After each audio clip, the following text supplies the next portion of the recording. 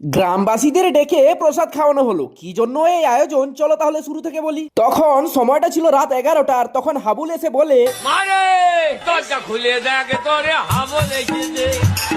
তারপর হাবুলকে তার বাবা মা ঘরে নিয়ে এলো। পরদিন সকাল সকাল পুজোর সামগ্রী জোগাড় করে পুরোহিত মশাইকে নিয়ে এসে ভক্তি ভরে পুজোটা সেরে নেওয়া হলো। এই বছর কার কার বাড়িতে কার্তিক পূজা হলো তা একটু কমেন্ট করে জানাবে। এরপর ঠিক করা হয় গ্রামবাসীদের জন্য একটু প্রসাদের ব্যবস্থা করা হবে। তাই সবাই তড়িঘড়ি করে সেই কাজে লেগে পড়ে।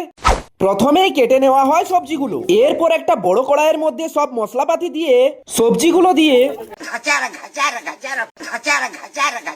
করতেই সবজি রান্না কমপ্লিট। এরপর লুচি ছাকার পালা। তখন পাড়ার সিসিটিভি কাকিমারা এসে নিজেদের কেরামতি দেখিয়ে এক হাঁড়ি লুচি ছেঁকে দিল। বাকি আইটেমের কোনো ভিডিও ক্লিপ নিতে পারিনি, কারণ আমি একটু বিজি ছিলাম। ফিরে এসে দেখি বাচ্চা পার্টি খেতে বসে গেছে। এরপর একে একে সকল গ্রামবাসীও চলে আসে। প্রসাদ পরিবেশনের সুযোগ পেয়ে সেই সুযোগে সদ্ব্যবহার করে আমিও একটু প্রসাদ পরিবেশন করে দিলাম। গ্রামবাসীদের পেট পূজা কমপ্লিট করিয়ে আমরাও একটু পেট পূজা করে নিলাম। খাওয়া দাওয়া কমপ্লিট করে করতে করতে আজকের মিনি ব্লগ আমি এখানেই শেষ করলাম। দেখা হচ্ছে নেক্সট ভিডিওতে, ততক্ষণের জন্য বাই।